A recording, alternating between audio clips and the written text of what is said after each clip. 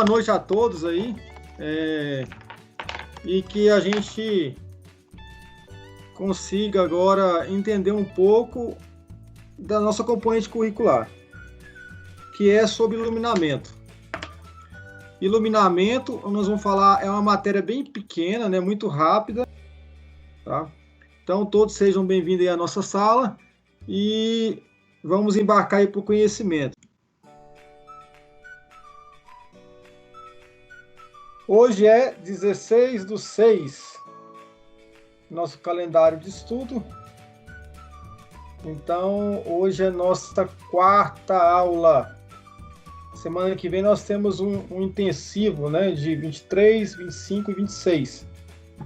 Nossa aula de hoje vai ser instrumentos de medição, luxímetro, e vamos começar a falar sobre avaliação de níveis, né, onde aí já começa a ter o estudo da NHO, e depois, mais na aula que vem, a gente vai falar sobre avaliação de nível ainda, e aí nós vamos começar a fazer já as atividades de avaliações e estudar aí a sistemática determinada na NHO 11.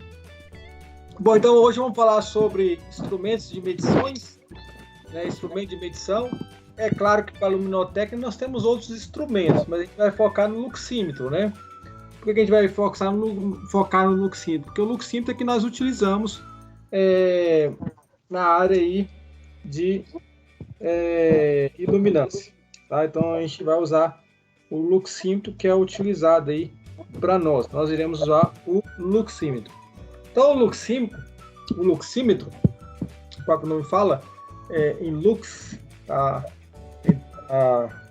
referência, a análise da análise é saída em lux, né? Onde nós vamos fazer aí a análise da iluminância ou fluxo luminoso de uma superfície, tá? Então lá, o luxímetro é um aparelho criado e patenteado por Walter Darcy Ryan no ano de 1909, que mede a intensidade de luz que chega ao seu sensor. Com isso, pode determinar uma grandeza denominada iluminância, que de um determinado local, né? Iluminância, como nós vimos nas aulas anteriores, é o fluxo luminoso na superfície, onde nós estudamos aí na aula passadas aí lá nos conceitos básicos, né, no módulo 1 ou 2, lá na aula 1 ou 2, falamos sobre iluminância e luminância. Qual que é a diferença dos dois, Cristiano? Iluminância e o quê? Iluminância. Um chama iluminância e o outro chama luminância. Qual que é a diferença? Iluminância, não sei. Só o I que faltou, né? Iluminância é o que é medido, luminância é o que a gente vê. Exatamente, né? Então, de forma mais simples e objetiva, igual a Ana Carla respondeu, a luminância é que chega aos seus olhos. Por quê? É a razão entre a intensidade do fluxo emitido que bate na superfície e vai numa direção, ou seja, chega aos seus olhos, entendeu? Então, é o que você observa. O que chega nos seus olhos são a luminância. O que chega na superfície é a iluminância. Então, nós fazemos análise da iluminância. Iluminância, tá? Entendi, professor. É só o izinho, mas dá uma confusão esse izinho, né, de diferença aí. Um tem o I e o outro não tem o I.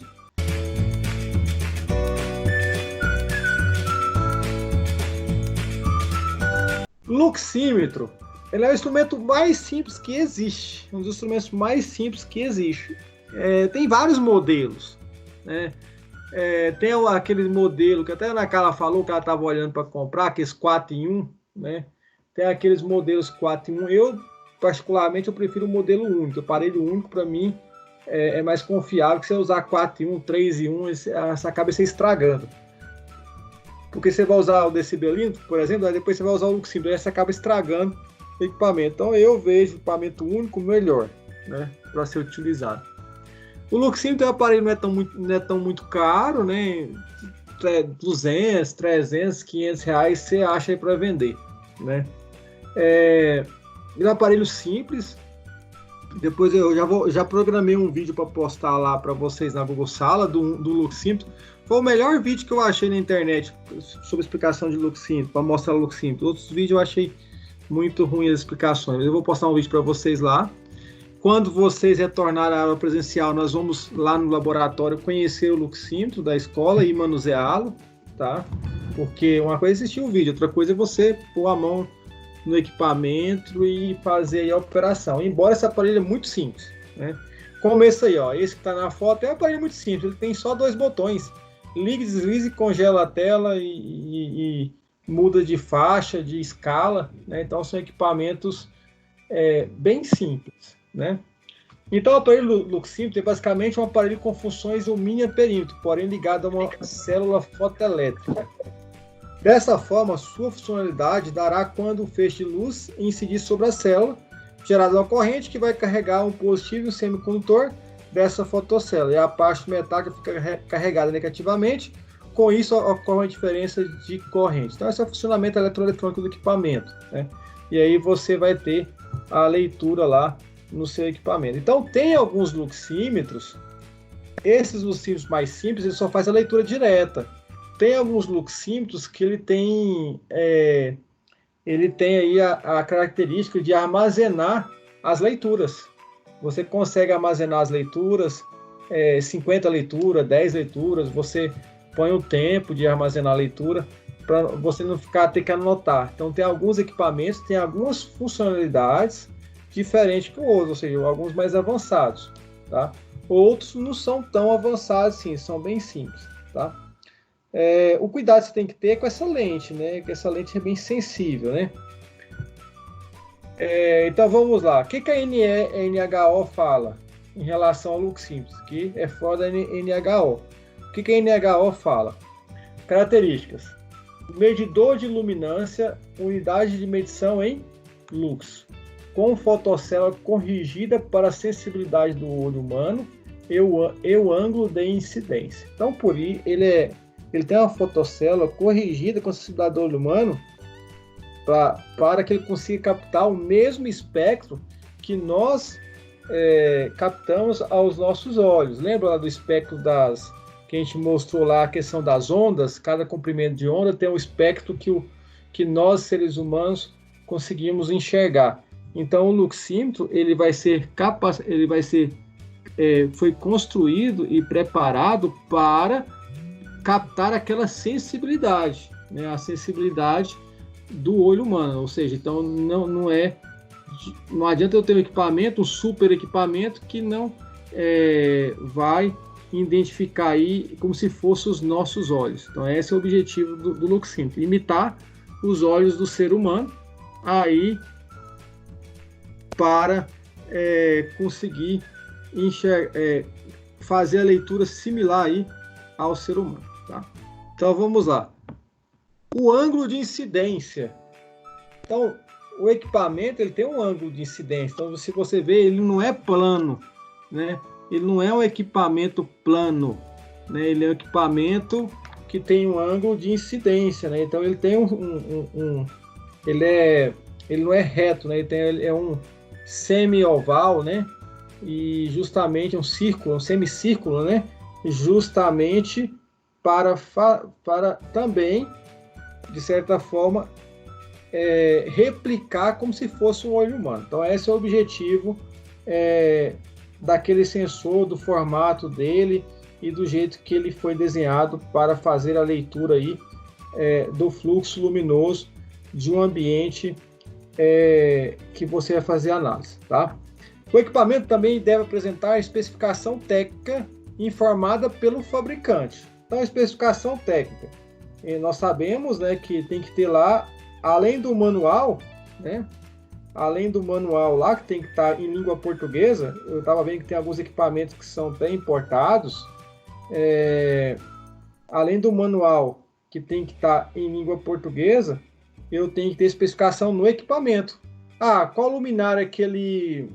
Será que ele, por exemplo, consegue fazer análise de LED? Será que ele consegue fazer análise de fluorescente a vapor? Fluorescente ou vapor de sódio? Porque no começo, né, e eu creio que ainda existe muito equipamento aí antigo, nós temos equipamentos que não está preparado para LED, que não está preparado aí para fluorescente, que até então não existia essa tecnologia de LED ou fluorescente, né, ou vapor de sódio. Então, aqueles mais antigão, se você chegar numa empresa, uma coisa que você vai ter que fazer é verificar, será que esse equipamento, ele pode fazer leitura de LED ou não? E pior que muitas vezes isso não está escrito no equipamento. Isso vai estar escrito no manual do equipamento. E aí, nós temos que... Aí é uma coisa complicada, porque você chega lá, cadê o manual do equipamento? Aonde está o manual desse equipamento? Aí muitas vezes esse manual nem está mais disponível lá na sala. Lá na empresa, na sala, né? Aí você tem que pegar o código do equipamento e procurar informações para saber se ele é para leitura de LED, para fluorescente ou vapor de sódio. Já aconteceu comigo isso na empresa que eu trabalhava. Lá tinha um Luxímetro e quem disse que a gente achava o manual dele, né? Aí, por fim, hoje está mais fácil, né? Hoje a gente consegue manuais na internet, né? Mas antigamente não existia manuais na internet. Você tinha que comprar os manuais. Eram comprados. Então você ligava na fábrica e falava assim, ó, o Luxímetro assim, assim, assim, o equipamento tal, tal, tal, e você comprava o manual. Então hoje se consegue, né? Nem todos, né? Nós conseguimos aí grande parte desses manuais disponíveis na internet. Tá? Então hoje tem grande facilidade de conseguir. Uhum. Bom, a calibração. Esse aqui é o item lá da NHO. O item 6.3.2 fala o seguinte: medidores de iluminância devem ser periodicamente calibrados e certificado pelo Instituto Nacional de Metrologia e Qualidade, Tecnologia e Metro, por laboratórios acreditados pelo Inmetro para essa finalidade, ou por laboratórios internacionais desde que reconhecidos pelo Inmetro. Ou seja, então quer dizer que se eu vou usar o Inmetro, um luxímetro que fala que tem calibrado. Agora tem uma coisa que eu estava observando, aqui fala que tem que ser calibrado, mas não fala de quanto tempo tem que ser calibrado. Fala que tem que ser o quê? Periodicamente. Fala que tem que ser periodicamente, né? Agora, o que acontece? Quando o fabricante faz o equipamento, ele tem lá o manual de instruções. E nesse manual de instruções que vai tá falando o quê? O fabricante que vai determinar qual seria a calibração. É claro que muitos fabricantes não vão pôr aqui 5 anos, 3 anos. A maioria deles coloca aqui o quê? Anual. Né? Quando eles colocam bem claro e objetivo nos seus manuais, está lá. Calibração deve ser feito anualmente. Né? Porque muitos fabricantes, eles mesmos fazem calibração, tá? Então, deve ser calibrado. Ele tem, na verdade, esse equipamento tem duas calibrações. Tem a calibração de laboratorial e tem a calibração quando eu vou usá-lo. Quando você vai usá-lo, você liga o aparelho e aí você não retira a tampa da fotocélula. Você liga o aparelho com a fotocélula ligada, a fotocélula tampada. A fotocélula vai estar tampada quando você liga o aparelho. Então, o que acontece? A hora que você ligou o aparelho, se a fotocélula está tampada, qual é o fluxo luminoso que ela está recebendo?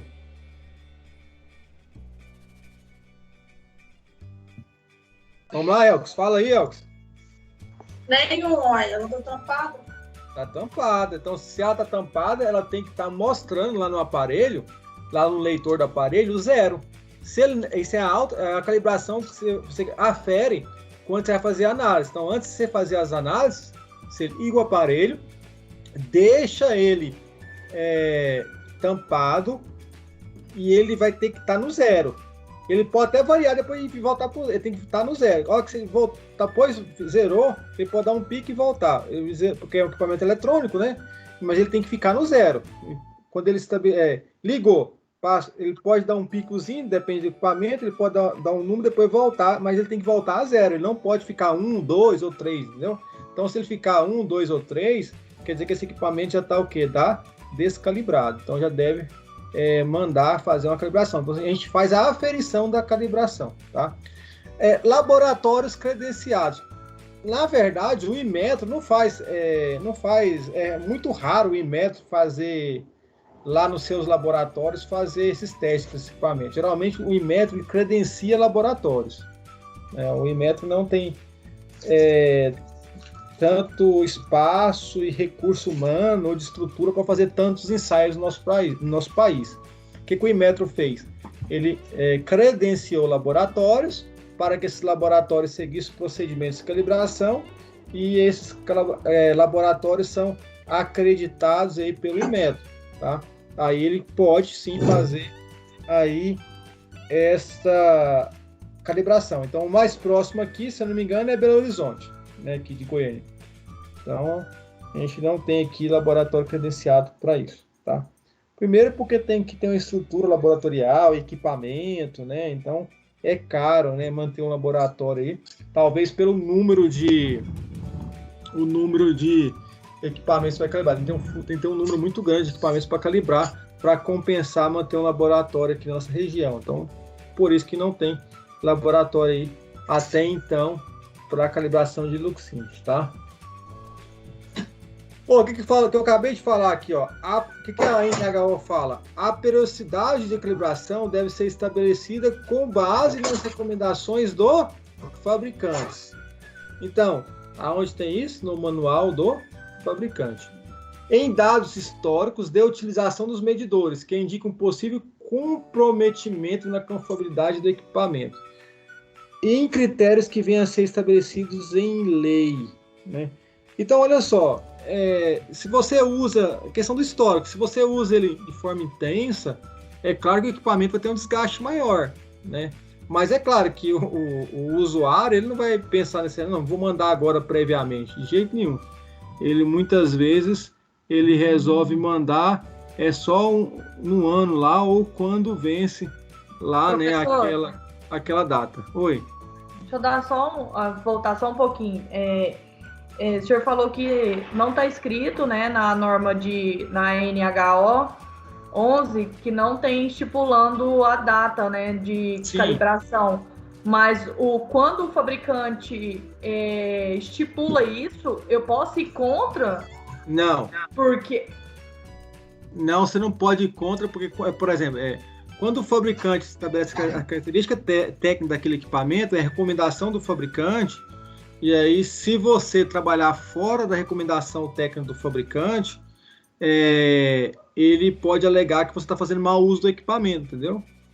Então, ele foi testado e tem um engenheiro que é responsável pelo equipamento. Inclusive, Camila, olha só, quando você calibra o equipamento, tem aqui, ó, certificado de calibração. Tem o número do certificado que foi feita a calibração, tem a data da calibração, ele já acaba colocando a data da nova, o quê?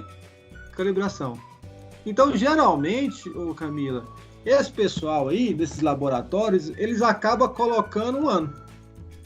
99% aí acaba colocando um ano. Quando outros não colocam menos de um ano, né? Mas ele sempre trabalha nessa faixa aí, um ano. Talvez você pode achar mais de um ano, talvez, mas eu nunca vi, tá? A maioria que eu vi foi anual. Então, já vem um certificado de calibração, não é só lá no manual, não. Então, vai estar um selo nele, mostrando o número e a data da próxima calibração, tá? Tem alguns equipamentos mais modernos que isso é colocado no software do equipamento. De que é no software? No próprio aparelho. Porque quando você liga o aparelho, se ele tiver calibrado, fala assim, calibração vencida. Ou seja, o próprio aparelho, tem aparelho que registra isso de forma eletrônica, entendeu? Já é colocado no próprio sistema do equipamento. Tem como nem se enganar, né? Não tem como o cara trocar o selo, né? O cara vai lá e troca o selo, né? Não tem como o cara trocar o selo. Então, tem equipamentos que tá no próprio software, né? Já se tem aí os registros da calibração, tá? Vamos lá, então. Utilização de medidores que indiquem um possível comprometimento na conformidade do equipamento. Por exemplo, ou então, como está escrito lá embaixo, ó, a calibração deve ser refeita sempre que ocorrer algum evento que implique suspeita de dano nos medidores. Por exemplo, você deixou ele cair. Será que esse equipamento não foi descalibrado? Então, se você tem suspeita, né, que ele não está aí fazendo as leituras fiéis, né, da sua análise, como que eu vou saber isso, professor? usa uma fórmula simples. Você pega um equipamento bem da mesma marca, similar a ele, né? E põe os dois juntos para fazer a análise do ambiente. Você põe um do lado do outro. Ou seja, aí se um tiver descalibrado, você vai perceber que está tendo uma variação muito grande. Talvez pode ter alguma variaçãozinha mínima, né, de 2, 3 lux. Agora, de repente tem a variação lá de 30 lux, 40 lux, 50 lux. Aí algo está errado, né? Então, aí você tem que mandar aquele para fazer. Então, fazer a calibração. Então, a questão do transporte é muito importante, pessoal. Transportá-lo, só tirar a capa da célula quando for realmente fazer a análise. Fez a análise, tampa a capa da célula, né? Evitar acondicionar bem para o transporte, não deixar cair, não deixar pegar umidade, né? Temperatura. Então, todos esses itens nós devemos estar atentos, né? Porque pode aí danificar o nosso equipamento em relação ao uso. Tá? Agora, se você faz aí as medições e as análises com o equipamento que caiu, né, com certeza você não vai ter o valor real aí daquele ambiente, tá? Agora vamos pensar, professor, mas é só uma análise para BPRA, para PCMSO. E se fosse uma questão judicial? E aí, como é que você ia fazer? Uma questão judicial aí, que alguém está colocando a empresa na justiça. Aí você ia ter problema com esse equipamento, né? Então, independente se for usar BPRA, PCMSO ou laudo pericial, eles têm que estar calibrados. Inclusive, no laudo tem que ter lá a questão no laudo, ele vai anexar o certificado de calibração. Então, ele vai, além de ele receber esse selo no equipamento, além de ter esse selo que vai estar portando no equipamento, ele vai ter um certificado de calibração. Eu achei aqui uma página que tem vários links aí, né? Olha só aqui, nós temos aqui IDHL 300, R$ 1.871. E esse é caro, né? Vamos ver aqui, por que ele é caro assim? Professor, esse aí deve falar. Oi? Esse aí deve falar a calibração por vencida. Eu pensei que você queria falar. Não, esse aqui, ó, ele faz, ele grava leitura, ele faz outras coisas aqui, ó, tem tempo. Ó, você pode observar que o preço de 1.800 é por causa dos botões, que tem muito aqui, sabe? Então fica caro esses botões, né? Mas ele realmente é caro, né? Vamos ver aqui, ó, especificação dele. Ó, fator de correção espectral LED incluso, né? Tela de 4 leitura, faixa de medição de 99 lux até 900 até seleção automática até 999 mil lux, né? Caramba, o tom da faixa dele é grande, né? Seleção automática. Ele tem seleção automática. Então ele tem tem uma faixa de escala de 99 lux, uma escala de 999, uma escala de 9.999 e uma escala de 999 mil. Só que você pode pôr a seleção de escala manual ou a seleção de escala automático, né? O senhor ensinou a ler essas coisas? A ler ele? O senhor ensinou a ler essa faixa de medida? Não, vou mostrar ainda a faixa. Ah, tá. Precisão espectral de 6%, resposta... Vamos ver aqui, o que mais ele tem, que está tão caro aqui. Fotodetector, sensor de fotodiodo, silicone instalado em duração. Assim, ele é caro porque tem muita coisa aqui, né? Aqui, ó, a calibração. Vamos ver quanto que se tem o preço só da calibração. Não tem, ó, também você tem que mandar lá para fazer o orçamento da calibração. Não tem o preço da calibração aqui, ó. Mas não deve ser tão barato a calibração desse aqui, não. Vamos ver o outro mais comum aqui. Esse aqui vocês vão... deixa eu ver se esse aqui tem lá no Senai. Esse aqui é um que tem lá no Senai, bem similar a esse aqui, ó. H270. Outra coisa, vamos ver se tem aqui, ó. Se tiver um manual aqui, ó, o manual, ó. Pessoal, faça a leitura desses manuais, tá vendo aqui? Aqui tem como a gente baixar o manual, ó. Então esse aqui é o que tem lá no Senai. Esse aqui é o IDH 270. Esse é o que possui no Senai. Então vocês vão, faça a leitura desse manual, que quando a gente for voltar às aulas, a gente vai usar isso aqui lá no Senai, tá? IDH 270. Então nós temos aqui o manual e ele vai até, ó a diferença aqui dele da outra lá, Camila, ó. Esse aqui vai 200 mil, ele consegue fazer análise num ambiente que tem 200 mil lux. Nossa, E aquele outro lá, tá bem superior, né? 999 mil lux, ou seja, ele tem o quê? 5 vezes mais praticamente, né? 5 vezes mais em relação àquele lá, tá? Então aqui parece que só tem 2 escalas, né? Uma escala, ó, lá tem 5 escalas, aqui tem 2, ó, escala até 100, escala maior de 100, né? Então lá ele tem muito mais coisa que esse aqui, tá? Por isso que lá é caro. Deixa eu ver se tem aqui o preço da... Não tem o preço da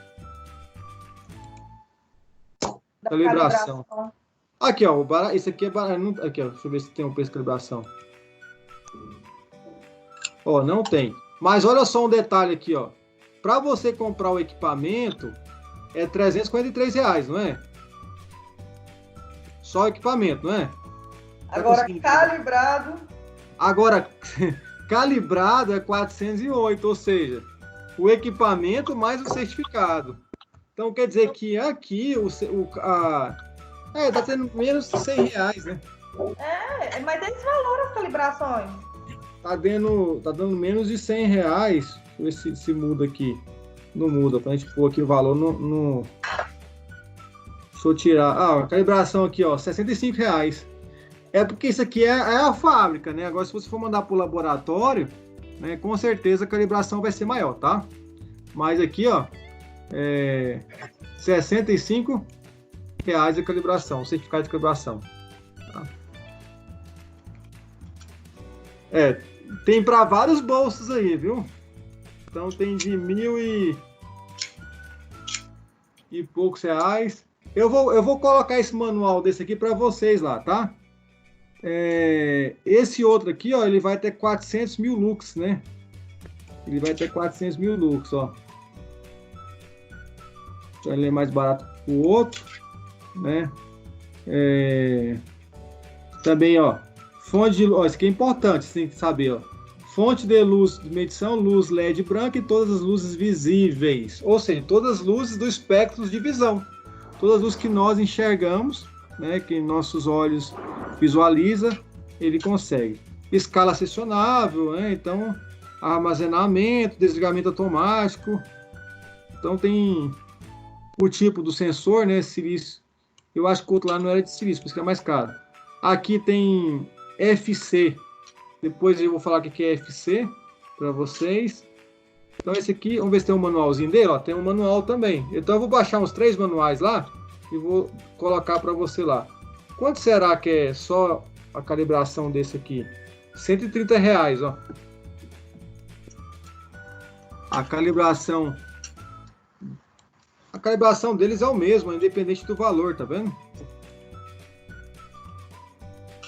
Ó, vamos ver aquele caro lá, quanto que é a calibração daquele mais caro. Desistiu de comprar, Ana Carla? Não, se for usar só uma vez, não precisa não. Meu chefe, o dia que eu tava procurando pra comprar, eu achei desse de 1.800, 2.000 e pouco, ele não queria comprar um desse. Eu tô vendo, pra que você vai comprar isso pra usar uma vez só? Aí, com muito custo, ele desistiu. Pois é, compra um de R$300. Mas tem como alugar? Tem como alugar? Tem. Tem um rapaz aqui que aluga em Goiânia equipamentos de medição. Depois eu vou ver se eu pego o telefone deles para vocês. Eu quero, porque nem para alugar eu não achei. Tem um rapaz aqui que aluga. Uma vez eu aluguei um explosímetro. Eu vou lembrar onde que é, mas tem uma pessoa aqui que aluga equipamento de... Tudo que você precisar, ele aluga. Tá? Olha só, a calibração deles não varia não, é o mesmo valor, ó. R$65. Independente do preço do equipamento. É claro, né? Esse aqui é lá na fábrica, né? Dessa marca. Agora, se tem outra marca que é essa aqui, ó. Mas o ruim, sabe o que é? É a demora. Porque, assim, o que eu achei lugar de calibrar era em São Paulo. Sim, demora. E aí é 10 dias para poder ir. Aí até que volta de novo, se tiver com pressa, passou da hora. Já tem que comprar calibrado, né? Já tem que comprar ele calibrado. Foi. Lá na Você Vila tem aí, Brasília, tem um local que calibra. Em Brasília tem? A Vila Brasília. Na Vila Brasília? Mas que tipo de Isso. equipamento que calibra? Caiu o decibilímetro e o lucibilímetro. Depois você consegue o telefone dele pra gente. Aí eu mando sim. Eu calibrei os meus lá. Ana Carla, essa marca aqui, ela é uma marca que tem muito. O pessoal usa muito essa marca aqui, sabe? Ela tem muito produto, muito equipamento de segurança do trabalho. É a marca mais conhecida aí. Os equipamentos dela não é muito caro, sabe? É uma marca brasileira, não é muito caro. Olha, por exemplo, esse aqui, ó. 200 e poucos reais, ó. Pois é, esse aí não tá caro, não. Ele não tá caro. Agora tem que E saber. ele faz até 50 leituras, você viu aí? Ele armazena 50 leituras na memória dele. Ele faz. Agora tem um detalhe: a calibração é 190. Quase o preço do equipamento, a calibração, hein? É verdade mesmo. Olha lá. Mais 190 reais. Será que tem um manual dele aqui? Vamos ver se tem um manual. Mas você viu lá, tem a opção. Se for querer com certificado de calibração, aumenta 190 reais. Sem o certificado, fica só o valor original que tava lá. Pois é, mas aí. Aqui não compensa, fala. né? Aí não compensa. Você vai comprar equipamento que não tem certificado? Né? Pois é, e aí depois você mexe, estraga e perdeu a garantia. Não, aí você não tem garantia. Você comprar equipamento. Aqui, ó, tem manual também, ó. Depois eu vou mandar esse manual para vocês lá, ó. Esse aqui é um simplesinho.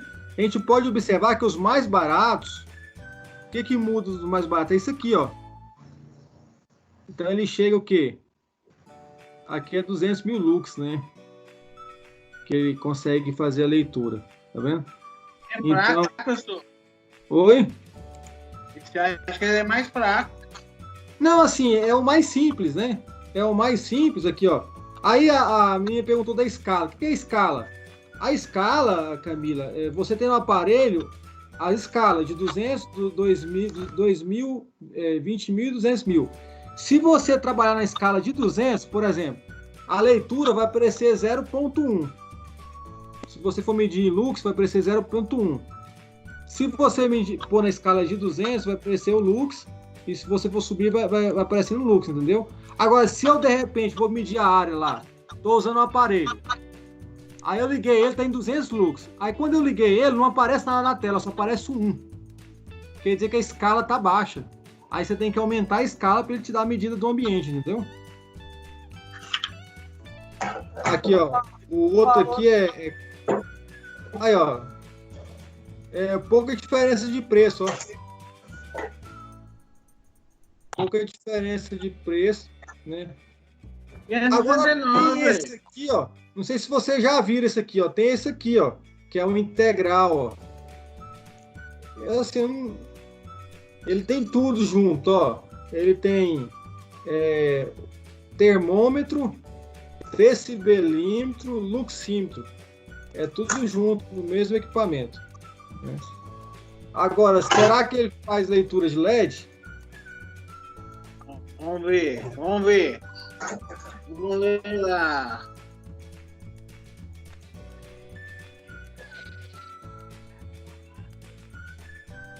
Aqui não falou. Falando não. Mas olha, quer ver? Vamos ver aqui, ó. Aqui não falou. Vamos ver na especificação técnica. Aqui, ó. Exceto LED, ó. Então não faz. Exceto o LED também. Então, isso aqui você não pode utilizar porque ele também não faz leitura de LED. LED. Qual que é o valor desse? 900 e poucos reais. Tá vendo que não tem nada a ver valor, né? Você fala assim, mas é 3... É porque ele desfalou, ele é 3 aparelhos, né, Camila? Mas se você for comprar isso aqui, no caso... aqui, até que se você ver na descrição aqui, Camila, o que falaram aqui, ó? Na descrição aqui, ó. amplamente utilizado em curso técnico, escola, universidade, para uma consultoria. Então, praticamente, você vê que não é um equipamento para uso profissional, né? É um equipamento que foi desenvolvido para ministrar, para demonstração, para fazer aulas, né? Faculdades, escolas, essas coisas, tá? Então, antes de comprar, viu? Quem for comprar, a gente tem que fazer aí a análise para ver se realmente ele vai ser aplicado ou não aquilo que a gente vai usar. Senão acontece igual a Ana Carla falou, você compra o equipamento, chega aqui, ele não pode ser usado e você tem um erro lá de leitura. Então isso é muito importante você verificar, tá? Então observe antes de comprar. Talvez você gasta R$100, R$200 a mais, mas você comprou um equipamento que atende tudo já, né? Assegure que a bateria esteja corretamente colocada ou conectada ao aparelho, e se seja bateria ou pilha, depende do manual do equipamento, você vai ter que consultar qual a voltagem, qual a bateria correta, né, para você colocar corretamente. Então, esses aparelhos, quando a bateria está fraca, ele indica que a bateria está fraca, tá? Então, ele demonstra na tela que a bateria tem que ser trocada. Quando não for usar o aparelho, retirar a bateria, gente, porque a bateria ela vai ficar ali dentro, ela pode estourar ou vazar e você perde seu aparelho. Qualquer equipamento eletrônico, né, que utiliza pilha ou bateria, você não deve guardá-lo, né, sem retirar a bateria. Isso vale para qualquer aparelho, tá? Sempre tem que retirar a bateria.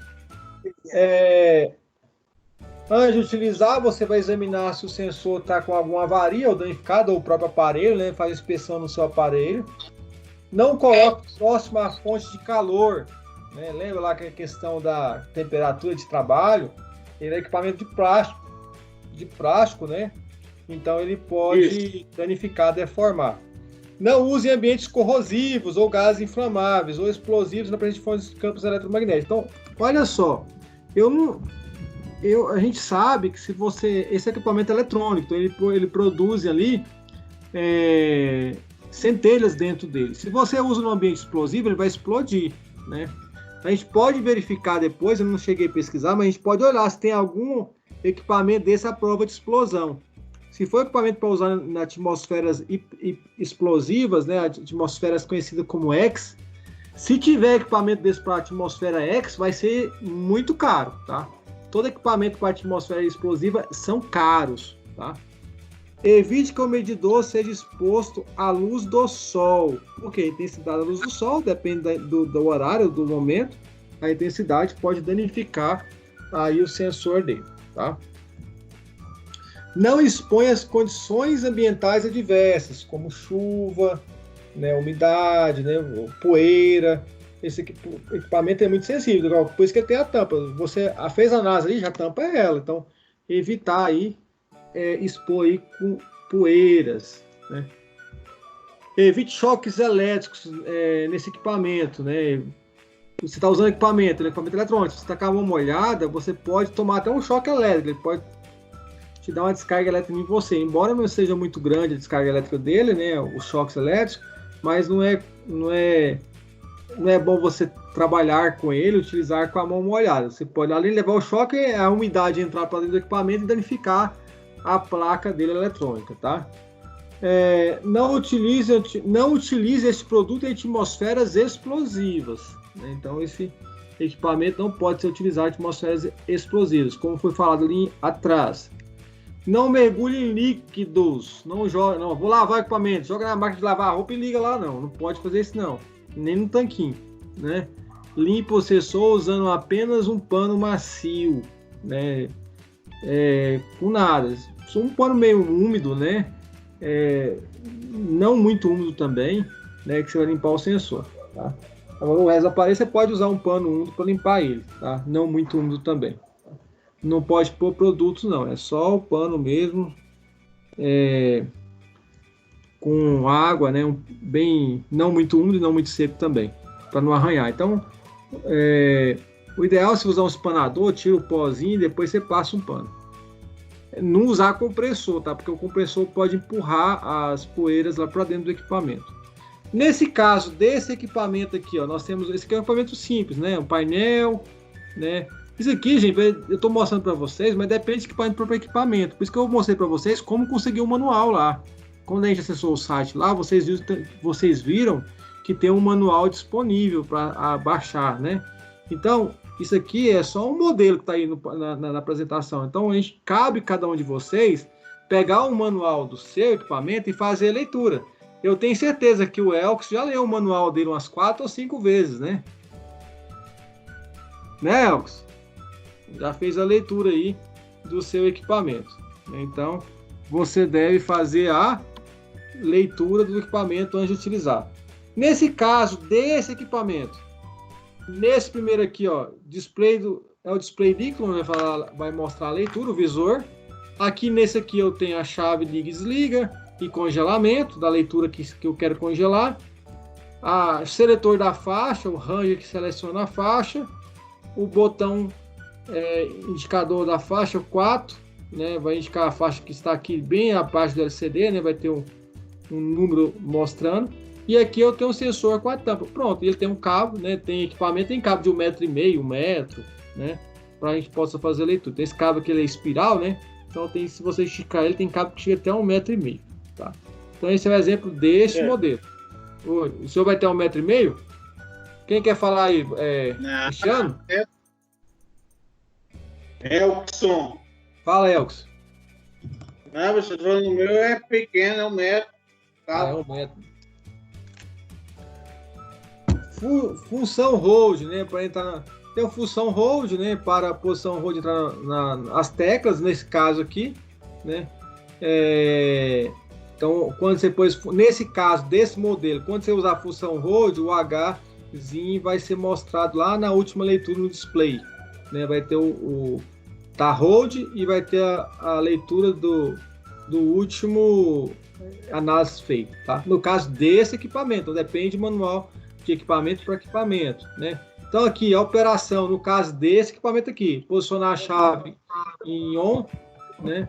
Você ligou o equipamento, posiciona a chave range para a faixa desejada, então você escolhe a faixa que você quer, retira, aí você espera ele zerar, retira a tampa do fotossensor e posiciona no local para fazer a análise. Depois a gente vai estudar como vai ser posicionado isso e quais vão ser os locais. Posiciona a distância segura do sensor para evitar sombra. Isso que é muito importante. Quando você vai fazer a análise, uma coisa muito importante é você não pode ser sombra na análise. Eu não posso ficar em pé aqui lá na sala e usar o equipamento e pôr ele na palma da minha mão, o sensor, e ficar com o equipamento aqui. Porque o meu corpo vai fazer sombra. Então, o ideal é que você não faça sombra, que senão pode interferir na leitura, tá? Inclusive, uma das recomendações que se dá também, quando vai fazer análise no ambiente, usar roupas claras também. Aí você fala assim, professor, mas eu estou fazendo análise aqui na mesa do cara. Eu pus o sensor na mesa do cara, o cara está na mesa. Ele vai fazer sombra. Não, mas ele é o operário. Ele está ali. Você é uma pessoa que não vai estar no ambiente de trabalho dele. Então, você vai captar a situação de trabalho da pessoa, tá? Não você ali do lado fazendo sombra no equipamento. A pessoa pega o equipamento e põe no rumo do barrigão dela lá, né? Aí a barriga faz a sombra todinha, aí não vai conseguir fazer análise no ambiente, né? Ou então ele coloca debaixo do boné dele, do capacete. O boné, o capacete faz sombra e aí o que acontece? Aí não vai ter a análise do ambiente real naquele momento, tá? Então é importante não fazer sombra. Nesse caso aqui, nós temos as faixas, ó. Como eu acabei de falar para vocês que nós lemos no manual lá. Se aparecer significa que eu tenho que mudar a escala, né? Então, se o equipamento tiver 3 escalas, eu tenho que mudar uma escala. Então, essa escala aqui, né? Agora, se o equipamento, no caso do menino lá, tem 200 mil lux, se eu coloquei na última escala dos 200 mil lux, e ele está aparecendo 1 ainda, aí você tem que comprar outro equipamento para fazer a análise daquele ambiente, porque esse equipamento já tem a limitação de capacidade, tá? Ao terminar de efetuar a medida, recoloca a tampa no sensor e você desliga o equipamento e guarda. Então, assim, depende de cada marca. A questão da escala que a Camila falou lá. Aqui, ó, Camila, a questão da escala, ó. A Camila perguntou sobre a escala. Nesse equipamento aqui, esse aqui, nós temos 4 escalas. uma escala de 20, 200, 2.000 e 20.000. Então, nós temos aqui 4 escalas para você selecionar. Por exemplo, aqui vai ser 20 lux, por exemplo. Se você usar essa escala aqui, vai ser 20 lux. Se você usar aqui, professor, mas aqui tem 20. Tá, mas aí aqui não quer dizer 20, quer dizer 200 lux. Então, é isso aqui por 10. Então, se a medida, se de repente tiver bem aqui, ó, esse aqui na verdade é digital, né? Não é analógico. Mas se ele fosse analógico, se tivesse um ponteirinho que chegasse até aqui, ó, no 10, não seria 10 lux, seria 10 vezes 10. Ou seja, seria 100 lux. Entendeu a questão da escala? A escala é para você vai multiplicar pelo fator que tem aqui. Então, aqui é a escala de 1, que é a escala por 10. Então, cada medida aqui vale 10. Então, aqui é 10 vezes 10. Se tiver no 15, é vezes 15. Tá? Então, aqui, ó. Aqui é 2.000. Então, aqui, ó. Nesse caso, o 20 aqui, ó. Quando ele estiver indicando 20, é 2.000. Quer dizer que foi 20 vezes quanto para dar 2.000? Vezes 100, não foi? 20 vezes 100 é quanto? 2.000. No caso aqui é o quê? 1.000. Tá vendo? Então é quando a gente usa escala dessa forma. Tem equipamentos que tem o uso de escalas. Tá? Então a gente viu lá, tem equipamento de mais escala, tá? 4, 5, 6 escalas. Tem escala que é automática. Agora tem escala que você tem que selecionar manualmente, tá? Tem muitos equipamentos que as escalas são automáticas. Troca da bateria, né? Então a bateria vai demonstrar lá no painel quando deve ser feita a troca da bateria. Limpeza. Limpe periodicamente, limpe a parte externa do instrumento com pano macio umedecido com detergente neutro. No caso, a recomendação desse fabricante, tá? Mas muito cuidado quando for usar detergente, pessoal. Muitas vezes a pessoa usa detergente, o detergente ele tem soda cáustica, mistura compostos químicos. Então, observa cada manual. Então, isso aqui é a recomendação do manual deste equipamento. Por via das dúvidas, uso apenas um pano macio úmido, tá? Não use álcool, não use nenhum tipo de equipamento. Hoje o pessoal está usando álcool para matar as bactérias, né? É a questão que está usando em relação ao controle da pandemia aí, né? Mas isso aí pode, com o tempo, danificar esse equipamento, tá? Pessoal, outros instrumentos e medições que nós não utilizamos, só aqui para vocês terem conhecimento.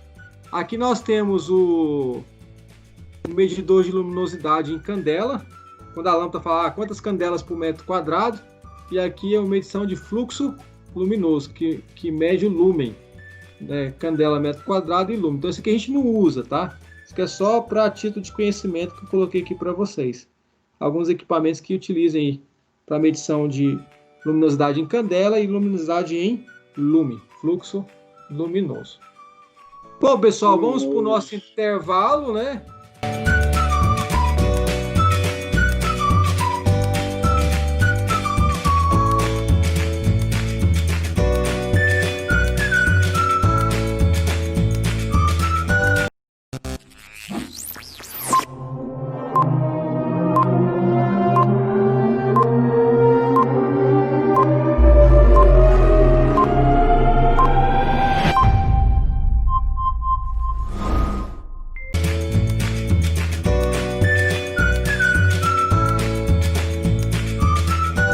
Vamos então retornar do nosso intervalo, né?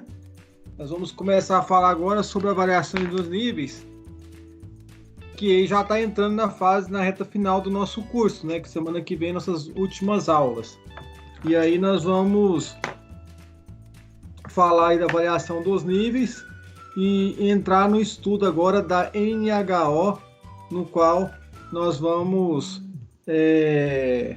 falar sobre os equipamentos, sobre as metodologias utilizadas aí, tá? E as técnicas utilizadas.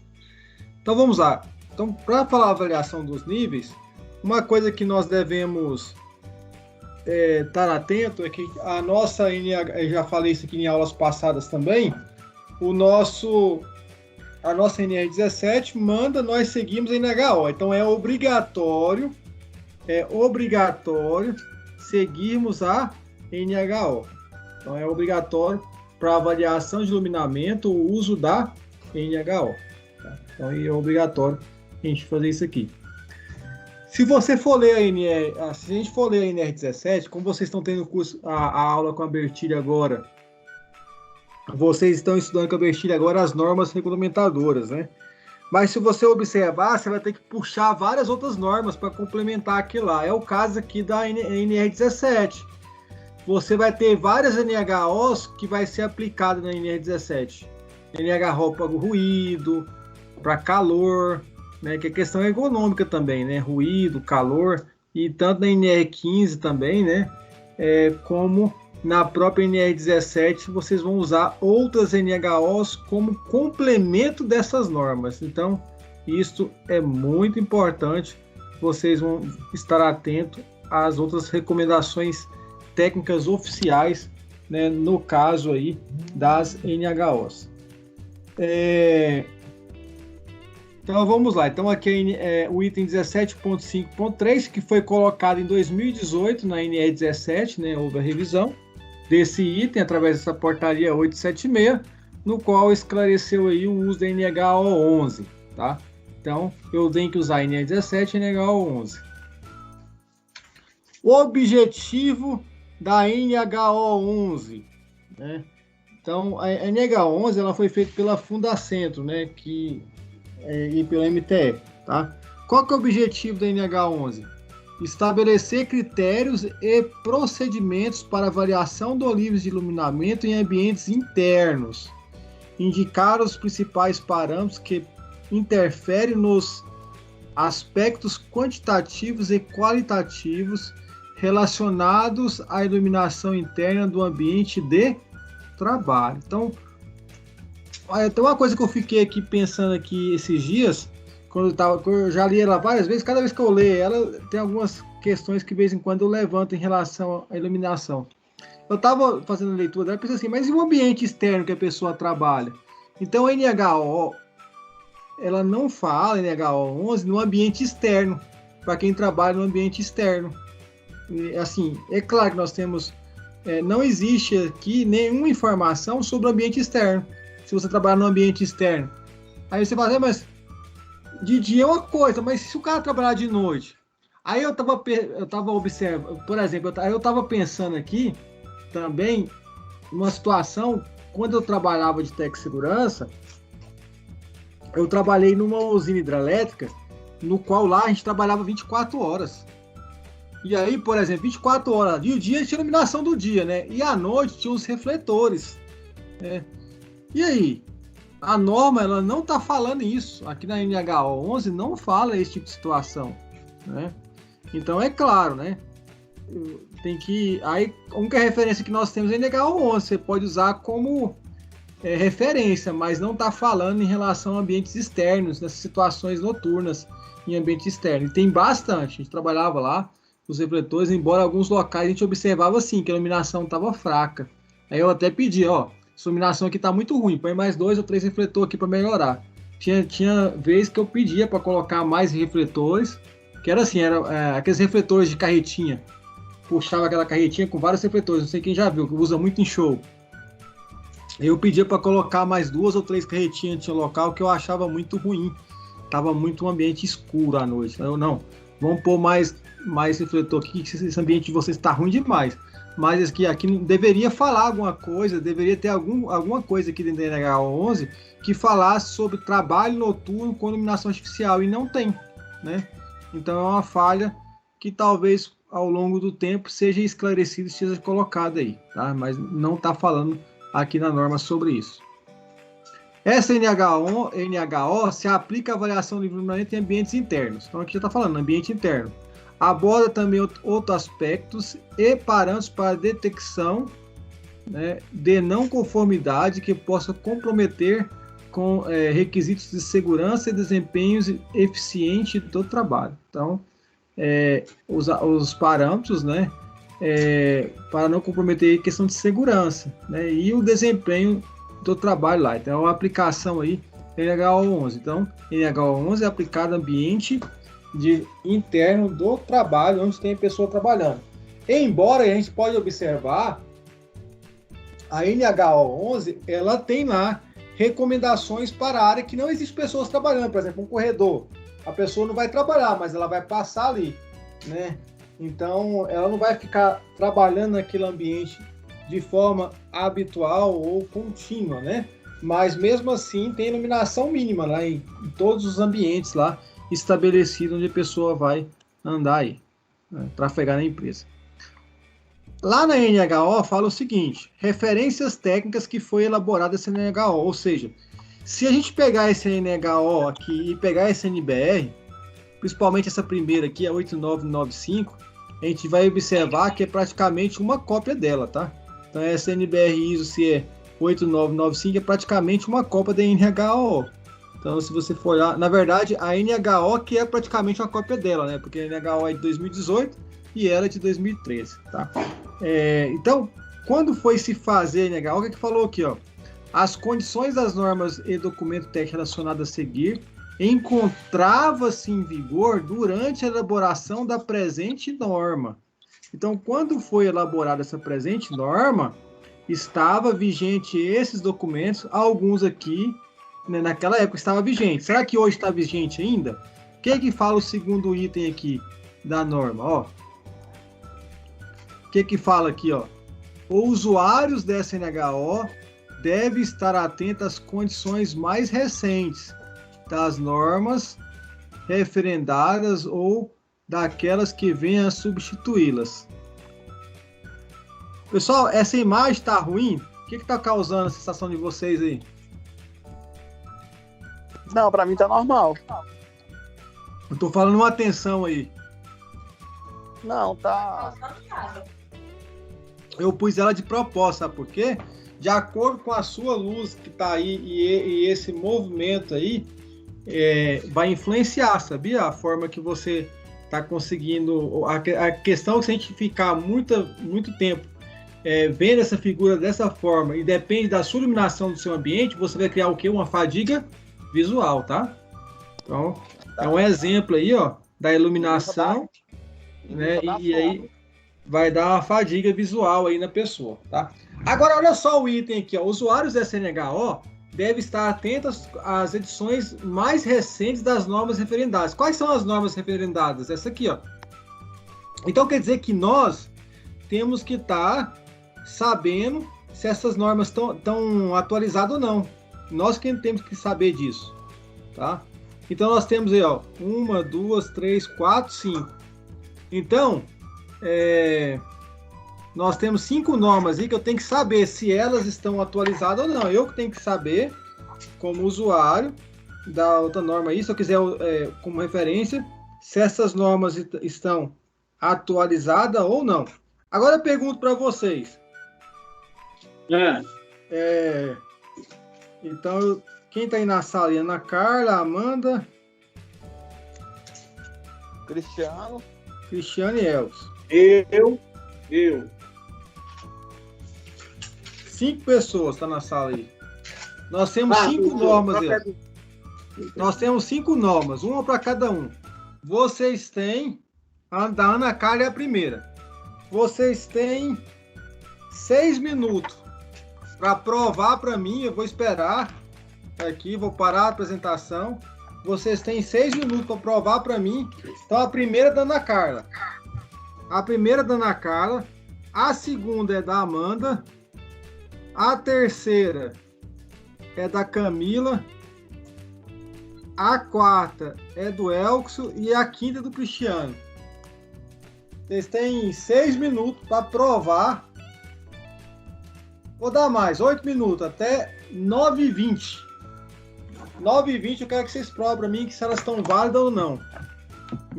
Consiga informações se elas estão válidas ou não. Pesquisa na internet aí. Okay. Vocês têm até 9h20. A minha é a quinta, né? Hã? Professor, a minha é a quinta, né? A minha é do Cristiano, a quinta. A sua é a quarta, tá? NHT 10E. Isso, a do Cristiano que é a quinta. Vocês têm 8 minutos para me falar se elas estão atualizadas ou não. Porque é responsabilidade de quem? Que a norma fala, ó. Do usuário. Saber se tem o quê? Se foi substituído ou não. Então vamos lá. 20 minutos, não, 8 minutos. Já passou um. Até 9h20. Até 9h20. Você tem que me provar, Elks, se ela tá válida ou não.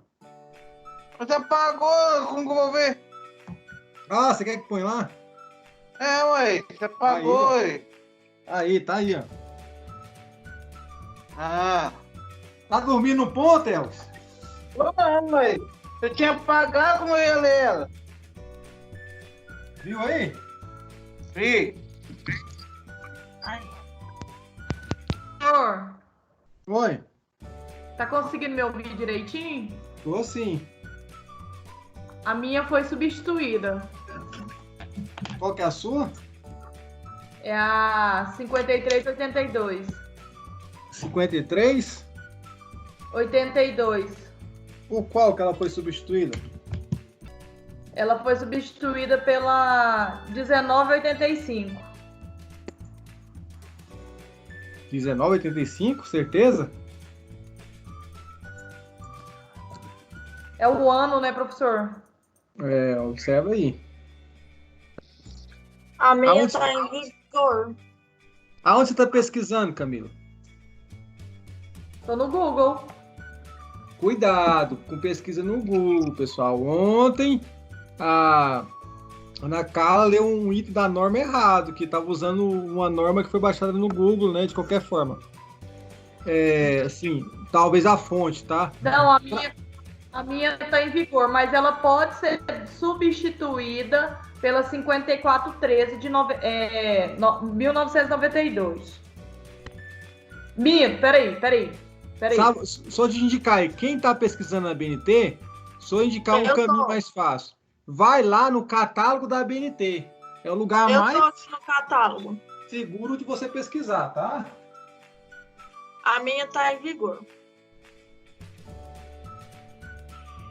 Esperar os meninos se desenrolar. Quem leu a NHO 11? A minha foi cancelada mesmo. Eu falei A pra minha vocês foi lerem a cancelada. NHO 11, viu? Vou esperar os meninos, agora a gente volta, tá? Quem já concluiu pode aguardar aí por um minuto que a gente vai corrigir junto. A primeira foi quem? Ana Carla, né? Foi eu. Vai lá, Ana Carla. A sua você tá válida? A minha tá válida, ela foi publicada no dia 21 de março de 2013, válida a partir de 21/4/2013, ou seja, 30 dias após a publicação. Isso aqui, ó. De acordo com a BNT, aí, ó. Tá aí, ó. Eliminação de ambientes de trabalho, parte interior, né? Então ela está válida, né? Ela tem 46 páginas e ela custa hoje R$ 186,60, se você for adquirir ela, tá? Então a forma mais correta da gente conseguir atualizar é verificar, no caso, é lá no catálogo da BNT, no caso foi NBR, né? A próxima é a Amanda? Foi. A Amanda, NBR 5461. Ela tá em vigor e ela entrou em 1991. 5461, olha lá, terminologia, nós estudamos ela, inclusive, né? Ela, 91, né? Ela possui 90 páginas pelo catálogo da BNT. Ela custa R$ 275,30. Isso mesmo. Cara, né? Vou comprar, hein? Isso aqui. Só para professor mesmo. Não, nem professor consegue comprar. Cara, desse jeito. Camila. Professor, 3, a minha foi substituída. Qual, Camila? A minha foi substituída pela da Ana Carla, em Exatamente. 2013. É isso aqui, ó lá, ó, cancelado, ó. Ó lá, 5382 foi cancelada, né? E ela foi substituída pela 8995, a Ana Carla falou para nós aí. Uma coisa que eu estava observando aqui nessa 8995, que a Ana Carla falou aqui para nós, olha só aqui, ó. Aqui, ó. Iluminação de ambiente de trabalho, parte 1 interior. Quer dizer que eu creio que eu estava comentando com vocês a parte exterior, eu acho que possivelmente no futuro deve sair uma norma, essa norma, a versão 2 dela, a parte 1, né? Eu creio que futuramente deve surgir a parte 2 dela, que seria o exterior, né? Mas por enquanto nada surgiu, entendeu? Só temos a parte 1. Então, se tem parte 1, com certeza vai existir a parte 2 no futuro. Elkson! Professor, a minha foi substituída e cancelada em 1986. Não, em 1986 ela foi criada. Foi criada e cancelada. Não. Onde você viu essa informação?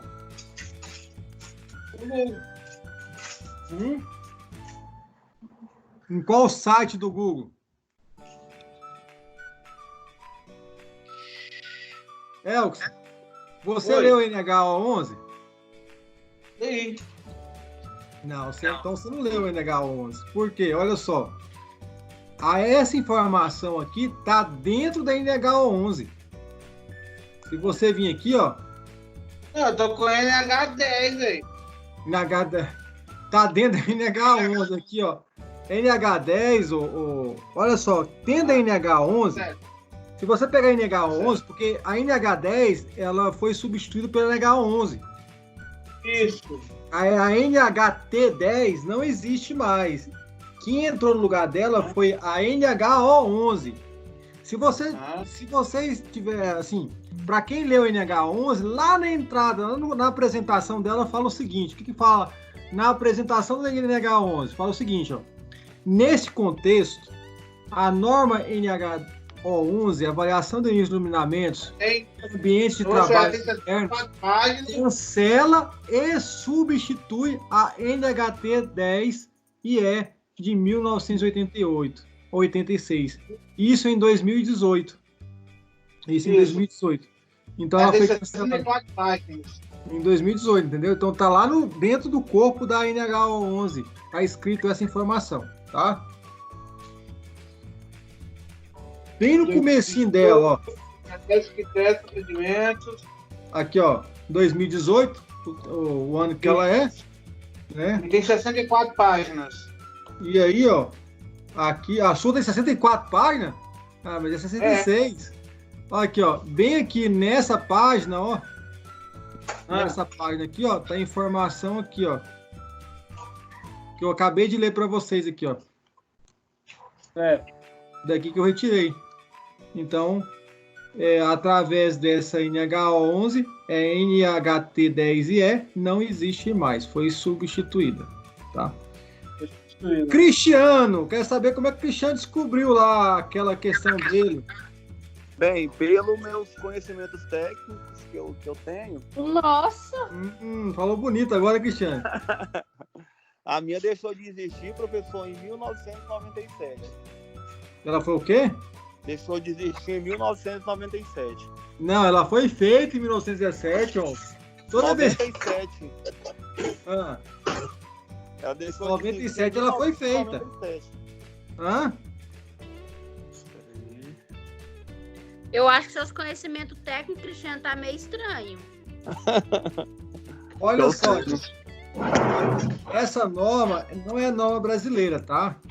Essa não é a norma brasileira. Então, se você pegar aqui, ó, vamos fazer aqui a pesquisa no Google, igual vocês gostam de fazer. Eu pego aqui, vou copiar aqui o link, vou mostrar para vocês aqui. Aí veio vários sites aqui, não veio? Ó, Tramps, Google, Books. Mas o que acontece? Essa é uma norma HSE. O que é HSE? É como se fosse HSE, é como se fosse nossa BNT. Só que a HSE é uma norma britânica. Toda norma que é HSE são normas britânicas, né, lá da Inglaterra. Então aqui, ó, como que eu sei que é da Inglaterra? hse.gov.uk, o K, né? Então o primeiro item aí que vem na página já demonstra aonde é a norma. Então vamos clicar ela aqui. Não é a norma americana, então é a norma inglesa. Só clicar nela aqui. Quando você clicou nela, vem aqui, ó. No caso do meu navegador, já traduziu ele aqui, né? Então é o quê? Iluminação no trabalho. Ela ainda está vigente. Então, entendeu aí como é que a gente faz a pesquisa? Primeiro, confia as fontes que vocês vão fazer para não correr o risco de pegar uma coisa desatualizada, tá?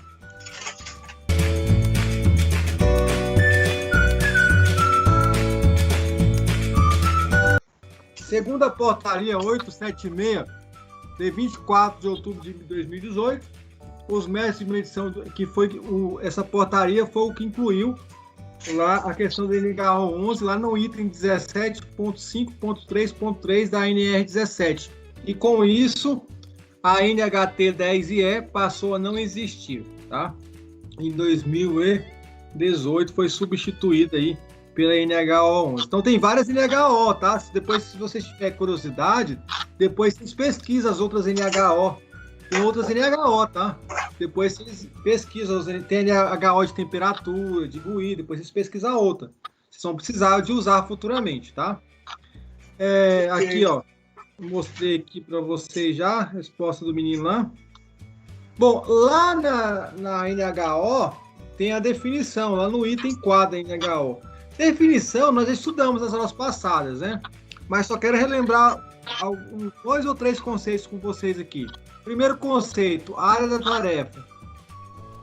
A área da tarefa é a área parcial, um local do trabalho no qual determina a tarefa visual a ser realizada. Então, por exemplo, aqui vai ser a área de tarefa. Segundo essa figura, isso aqui está na NHO, essa definição. Essa figura está dentro da BNT, tá? Que a Ana Carla viu para nós aí, tá? Então, aqui nós temos a área da tarefa, tá? Pode estar contido no plano horizontal ou no plano vertical, por exemplo, como aqui, ó.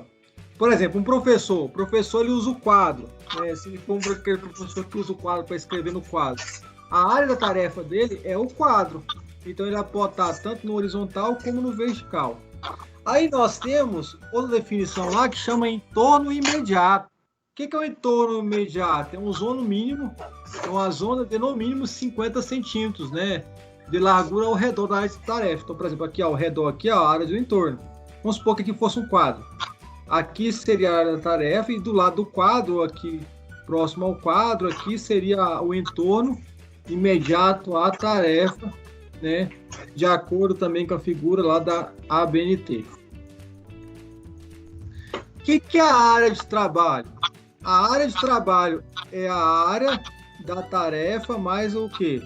Mais o entorno, né? Então, por exemplo, aqui, ó, o camarada está aqui, ele fica aqui, trabalhando aqui. Nós temos, aqui é a área da tarefa. Aqui nós temos o quê? O entorno da atividade. Então, nós temos aí, né, onde ele pode também fazer atividade visual, tá? Tanto no entorno como na tarefa. Então, ele vai usar os seus olhos, ele vai ter que usar aí a iluminação, tanto para trabalhar aqui, quando ele vai se deslocar para trabalhar aqui ou pegar alguma peça que esteja por aqui. Depois vocês leem lá, existem mais critérios lá. Se vocês for olhar aqui na NHO, aqui, ó, o item 4 dela aqui, aqueles itens que a gente viu nas aulas passadas aqui, ó, ângulo de corte, aparência da cor, área adjacente, área de trabalho, a diferença tá aqui, tá, o Cristiano, ó, de iluminância, índice de reprodução, que já foram nas aulas anteriores, tá?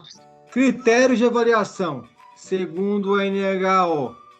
O critério adotado nessa norma para avaliação do nível de iluminamento é a medição ponto a ponto nas diferentes tarefas e a comparações com valores mínimos exigidos correspondente ao valor de iluminância mínima em lux, né, que utilizamos o luxímetro para isso, para as tarefas apresentadas no quadro 1, na página 19 da NHO 11. Então, nós temos aqui, ó.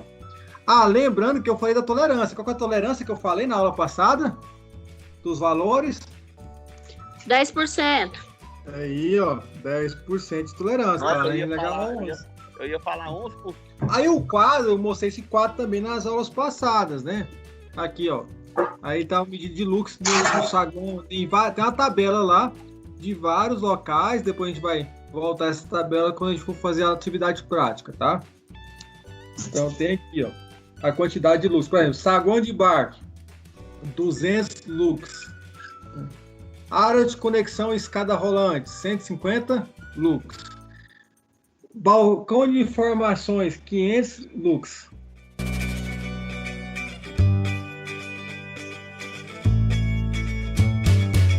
Agora, se a gente for... eu tenho os 3 dados aqui. Por que aí na área de conexão é 150 lux? Olha, pra não cair, será? Por causa do reflexo, professor. 150 lux é pouco, Elks. Pouco. Ué. Ai, são 300?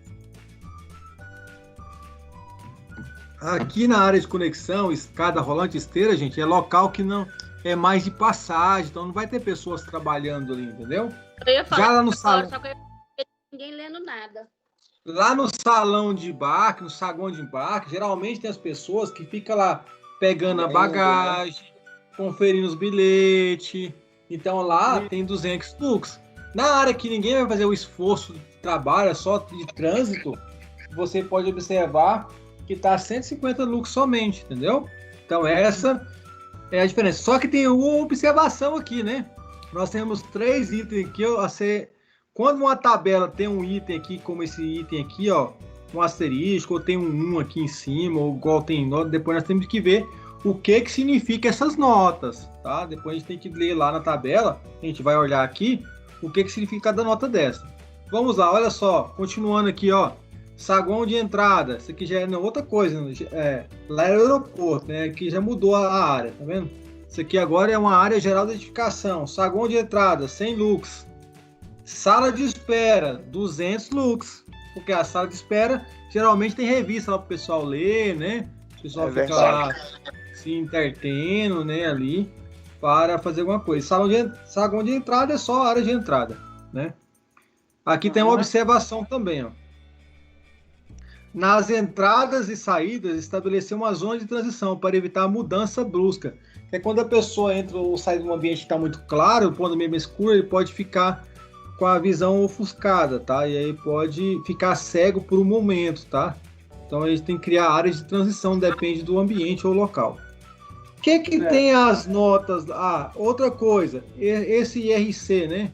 Então vamos lá, o IRC. Não é recomendada a utilização de lâmpadas com índice geral de reposição de cor IRC, também denominado RA, inferior a 80 em locais onde as pessoas trabalham por longos períodos. Esse índice é normalmente fornecido pelo fabricante da lâmpada e quando não for, pode ser medido utilizando um medidor de luminância, né?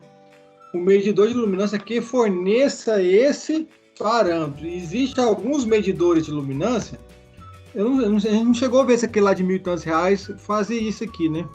Mas existem alguns equipamentos de luminância que ele consegue fazer leitura de IRC, tá?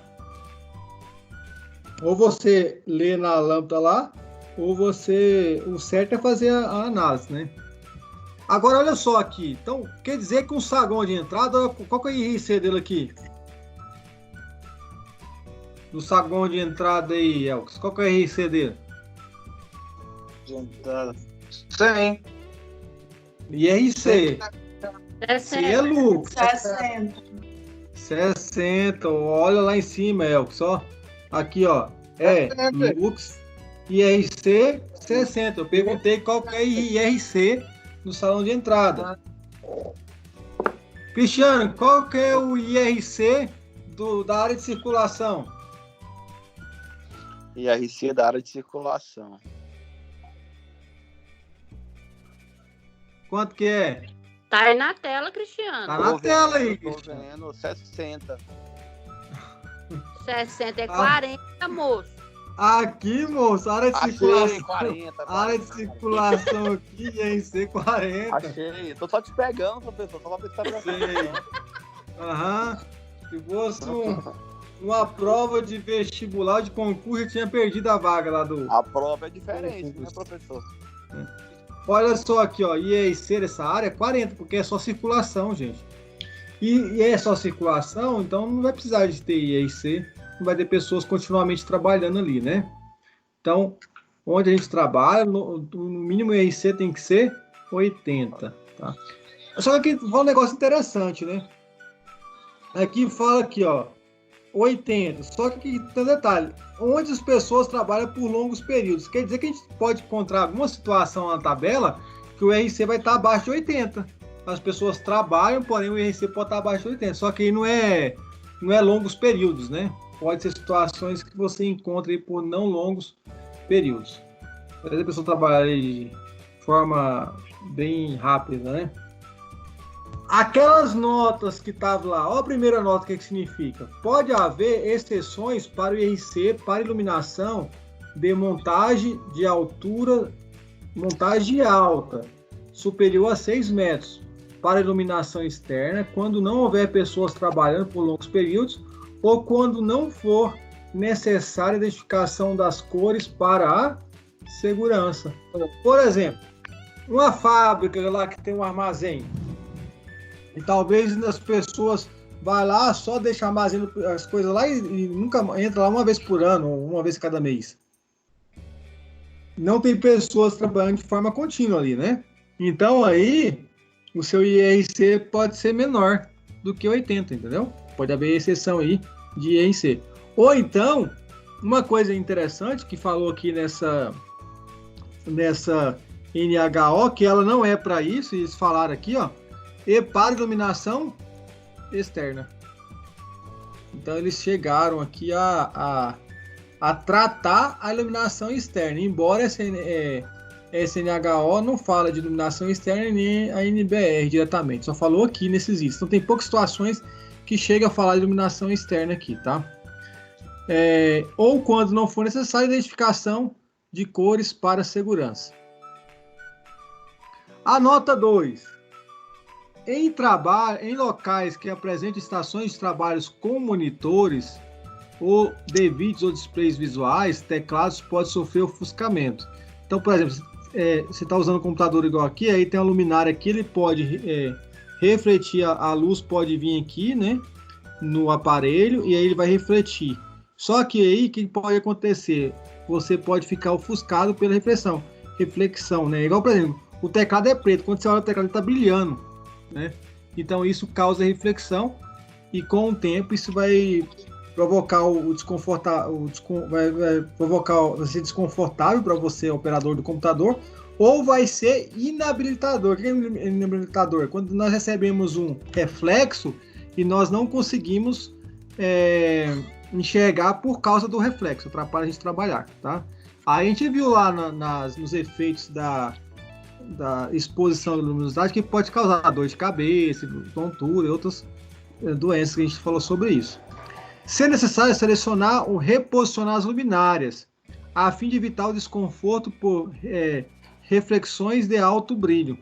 Também pode ser necessária a verificação das telas quanto à iluminância para adequação às condições visuais da tarefa. Talvez não é a iluminação ambiente, talvez a própria tela, né? O camarada põe lá muito forte a luz do monitor e isso também pode acabar prejudicando aí, né? Eu, por exemplo, só uso quanto mais claro possível, professor, colocar no máximo. Mas isso não é bom, tá? Olha o exemplo aí. Sobre a questão do ângulo, aqui, ó, que também tá questão do reflexo, ó. Tá mostrando que então esse ângulo, né? Esse ângulo aqui, inclusive a nossa NBR vai falar sobre isso.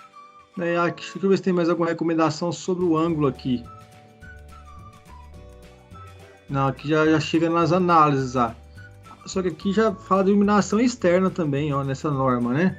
Mas vamos voltar aqui lá a nossa apresentação, que eu peguei uma coisa lá da nossa NBR que fala sobre o ângulo, né? Na nossa NBR fala o seguinte, ó. Qual é a recomendação da nossa NBR em relação ao ângulo? A NBR fala o seguinte: recomenda-se que as iluminâncias específicas não sejam excedidas em ângulos de elevação maior do que 65 graus, a partir de uma vertical descendente em qualquer plano de radiação. Então o que acontece? Sabe, professor, mas isso aqui não é coisa que nós técnicos temos que preocupar, isso que o pessoal da engenharia tem que preocupar. E quando eles vão projetar, né, lá um ambiente de trabalho, né, então vai ser ou o layout da sala. O pessoal que trabalha muito com isso é o pessoal da engenharia de produção, né?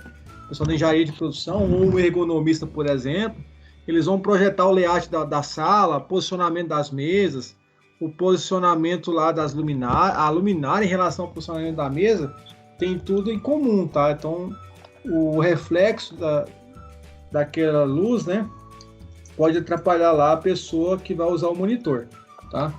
Então, é o caso que está nessa figura aí. Então, o camarada que vai projetar, o pessoal da engenharia, ele tem que seguir essa NBR, a NBR 8995, ou o pessoal lá que vai fazer lá, vamos supor que a empresa contratou um arquiteto para montar o escritório, para montar aqui o layout do escritório, um decorador, um arquiteto, aí ele vai ter que seguir isso aqui, tá? Ele vai ter que fazer um projeto. Isso aqui não é coisa que a gente não vai fazer, porque isso aqui já sai da nossa alçada como tech segurança, tá?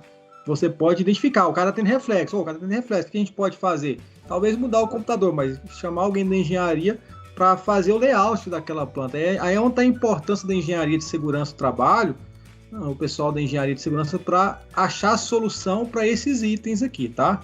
Para resolver esse problema aqui. Aí é o pessoal da engenharia que vai tratar isso aí. A gente pode identificar. O pessoal da engenharia, através de cálculos aí, projetos, ele vai criar um ambiente mais confortável para o operário, tá? Mas não recomendo isso aí, né, que o ângulo não seja excedido, o quê? 65 graus, né? Então, uma das soluções aqui... Sim, o arquiteto faz muito isso, né, Amanda, né? O pessoal da engenharia elétrica até que vê essa questão de luminotécnica, estuda bastante. Mas a questão do layout, o ambiente, é o pessoal da engenharia, da arquitetura, né? Arquitetura, engenharia de produção também chega a estudar isso aqui. O pessoal da engenharia de segurança também, eles estudam isso aqui no curso de engenharia de segurança. Então, uma das soluções aqui, qual que é a solução que nós temos aqui? Vamos pensar aqui de forma mais simples, sem precisar de usar muitos recursos de engenharia. Uma das soluções que nós temos aqui, o ângulo aqui, ó, aqui fala aqui, ó, não se exceder 65 graus. Então, aqui ele não excedeu. Ele está no limite aqui, né? Vamos supor que essa cadeira estava para frente. Aí ele já teria excedido 65 graus. Então, o certo é o quê? Ser menor o ângulo. Então, ele está dentro do limite. Então, o ideal é o que está o quê? Com a cadeira aqui mais próxima, né? Chegar a cadeira mais pro zero aqui, ó. E chegando essa mesa um pouco para trás. Aí você vai estar no ângulo inferior a 65 graus. Inclusive, lá na NBR 8995 existe um cálculo para isso, né? É claro que a gente não vai chegar a fazer esse cálculo. Isso é o caso do pessoal da luminotécnica e engenharia, tá? Mas existe o cálculo para a gente definir aqui, ó, tem a luminária aqui, tem a luminária aqui, onde eu vou pôr a mesa, onde foi isso. Então você pode fazer esses cálculos para fazer isso, não é o caso nosso de tech segurança, e sim do pessoal da engenharia. Outra coisa que fala lá também, a nota, tem outra nota 3, a unidade TCP indicada no quadro 1 em Kelvin. Lembra que nós falamos da temperatura da cor? Cores quentes e cores frias, né? Então, se você olhar lá na tabela, você vem aqui na tabela, eu posso ter aqui, ó, aqui não tem nenhuma orientação em Kelvin. É que eu não pus aqui, mas se tiver lá na tabela da NHO, depois a gente vai ver, tem algumas situações que eles recomendam a temperatura da cor. Existem alguns ambientes que eles falam, ó, para esse ambiente a cor tem que ser quente, para esse ambiente a cor tem que ser fria. Vamos olhar lá para vocês? Nós temos aqui, ó, algumas delas falam da temperatura da cor, tá vendo? TCP mínimo, ó. Então, é claro que isso aqui... Como que eu posso identificar isso aqui eu como técnico de segurança? Quando você vai fazer o levantamento, uma das coisas que a gente pede no levantamento é a gente fazer a identificação das lâmpadas. Você vai identificar, você vai falar assim, olha, esse ambiente, você vai fazer o primeiro levantamento que você tem que fazer é o levantamento quantitativo, qualitativo, que existe qualitativo e quantitativo. Então, o qualitativo é da qualidade. Então, você chega, por exemplo, na sala de aula, com o técnico de segurança, ou no escritório. Chega na sala de aula, no escritório, tiver assim, ó, escuro, um ambiente escuro, de cara você sabe que aquele ambiente já está o quê? Já não está adequado. Então, nós já temos que ter essa percepção. O ambiente de trabalho deve ser iluminado o mais uniforme possível. A iluminância média do ambiente de trabalho deve ser obtida conforme o método estabelecido no anexo 1. Então, no anexo 1 da norma, que nós vamos estudar ele, nós temos o cálculo de luminância média que a gente vai fazer. Então, a luminância deve ser mais uniforme e existe um cálculo de luminância média do ambiente. O que mudou muito desse LHO 11 das outras anteriores, que era só considerado o ambiente do trabalho, não a iluminação média. E aqui nós vamos vamos também considerar a iluminação média. A iluminação medida no ponto do trabalho, no ponto na área da tarefa, não deve ser inferior a 70% da iluminação média, determinada conforme o anexo 1, mesmo que haja recomendação para o valor menor no quadro 1. O que vai acontecer? Eu peguei lá, tirei a iluminação média de uma sala. Vamos supor lá que deu 1000 lux.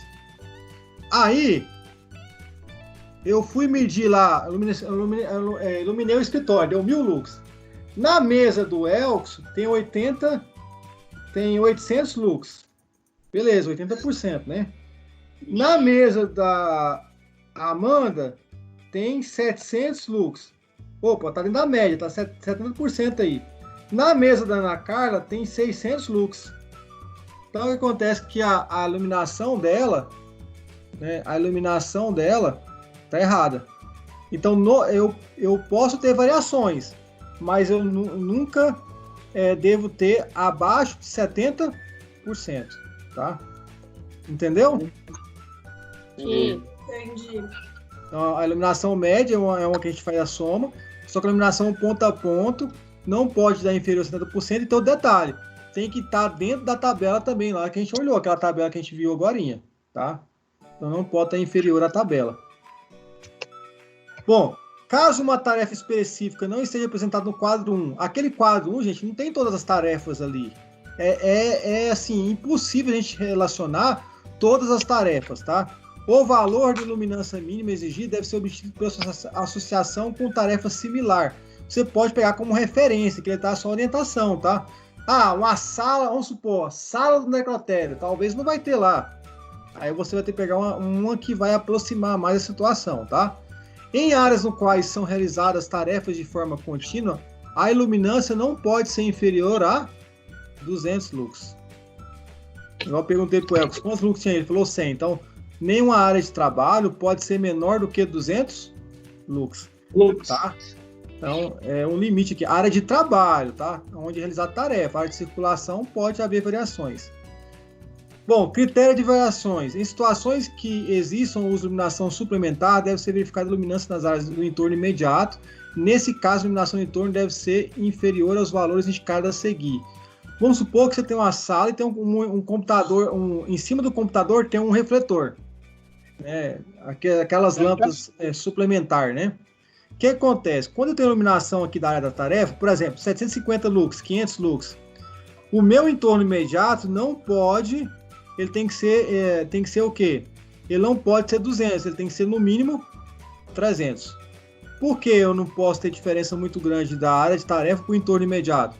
Porque quando você olhasse para o entorno imediato, se houver uma diferença muito grande, você por um momento vai ficar cego, entendeu? Por exemplo, eu estou numa área que tem 500 lux, aí de repente que no meu retorno imediato tem 200. Quando eu olho para lá, o que acontece? Eu vou ficar o quê? Vou ficar por um momento cego, até meu organismo acostumar com a claridade, que é menor. Então, por isso tem essa tabela aqui, para não haver uma diferença muito grande, tá? A razão entre a maior valor de iluminância medida na área tarefa e a iluminância média daquele ambiente determinado, conforme o anexo 1, não deve ser superior a 5/1. Eu fiz aqui a minha média. Aí eu vou lá medir um ambiente de trabalho. Por exemplo, eu fiz a média, agora aquela média lá nossa lá, deu 500 lux. A área da Amanda, por exemplo, a mesa da Amanda, ela não pode ser superior a 5/1. Não deve ser superior a 5/1. Né? Seria 500 vezes 5. Não deve ser superior, tá? Porque senão vai causar também um ofuscamento, tá? E aí tem o detalhe, quando a iluminação da área da tarefa for superior a 2.500 lux, essa relação não se aplica e deve ser avaliado por caso, considerando seus riscos devidos ao contraste excessivo. Então, 2.500 lux vai ter que ser ajustado caso a caso, tá? Bom, para encerrar, aqui, ó, escala de luminância mínima. Nas situações especificadas a seguir, os valores de luminância mínima lux, pode ser ajustado segundo a escala de luminância. Por exemplo, vamos supor que eu olhei na tabela lá, um ambiente lá é 300 lux. Está exigindo um ambiente, 300 lux. Só que aí, naquela sala de trabalho, tem o seguinte, ó, a iluminância deve ser aumentada em pelo menos um nível na escala de iluminância quando o trabalho visual for crítico. Talvez lá na tabela tá 300, mas a pessoa faz uma inspeção lá, uma inspeção de equipamentos eletrônicos. Aí eu posso subir de 300 para 500. A capacidade visual do trabalhador estiver abaixo do normal. O trabalhador lá, ele trabalha num ambiente que existe 300, mas ele tem problema de vista. Muito sério. E aí eu vou ter que usar o quê? De 300, vou subir também de 300 para 500. Eu vou subir um ponto da escala. A tarefa é apresentar contraste extremamente baixo. Eu estou trabalhando com uma peça pequena ou um fundo branco, uma peça branca, o contraste é baixo, né? Aí você tem que fazer o quê? Aumentar também para ele conseguir enxergar. Então eu posso tanto aumentar como eu posso reduzir também, ó. A escala pode ser reduzida quando a tarefa apresentar detalhes extremamente grandes. Por exemplo, eu estou trabalhando num fundo branco com a peça preta. Um exemplo, é um alto contraste, né? Então a peça vai se destacar, né? Ou então trabalhando com uma peça muito grande, por exemplo, um bloco de concreto. O cara trabalha com um bloco de concreto, então o contraste ali é muito... a peça é grande, não precisa de tanta situação, tá? A ocorrência dessa redução deve ser justificada tecnicamente a modo de garantir o preceito de segurança, conforto e desempenho das atividades. Então, para aumentar, a gente não precisa de ter tanta justificativa, tá? Tem aqui as situações, os pré-requisitos que eu devo aumentar. Agora, para reduzir aqui, você vai ter que ter uma justificativa técnica. Por que você está reduzindo?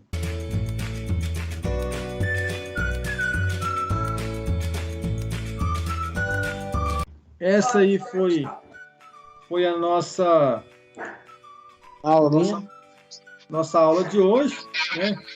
Alguém tem alguma dúvida que foi falado? Então, o que a gente falou hoje, antes de alguém se manifestar aí, o que a gente falou hoje, a gente está dentro da NHO 11. Né? Então, faça a leitura da NHO 11. Nós vamos continuar em NHO 11, principalmente agora, nas outras aulas, a gente vai precisar que vocês tenham feito a leitura, tá? É imprescindível que vocês tenham feito leitura, que a gente vai começar a entrar nas técnicas de análise. Depois tem exercícios tem cálculos, tá? Então, por isso, procura fazer a leitura, tá? Bom, pessoal, agradeço a todos aí. Se alguém tiver alguma dúvida, se manifeste aí. Se não tiver ou não quiser fazer agora, pode deixar lá no fórum de vocês, na Google Sala, tá? E no mais é isso. Alguém quer falar alguma coisa? Não. Então é isso aí, bom descanso a todos. Bom descanso a todos. Até a próxima aula nossa, né, que é terça-feira. Bom descanso a todos, bom final de semana e boa aula aí durante a semana. E se cuide aí, tá? Os cuidados básicos em relação à pandemia, tá? E é isso. Então, até a próxima aula e um abraço a todos e bom descanso.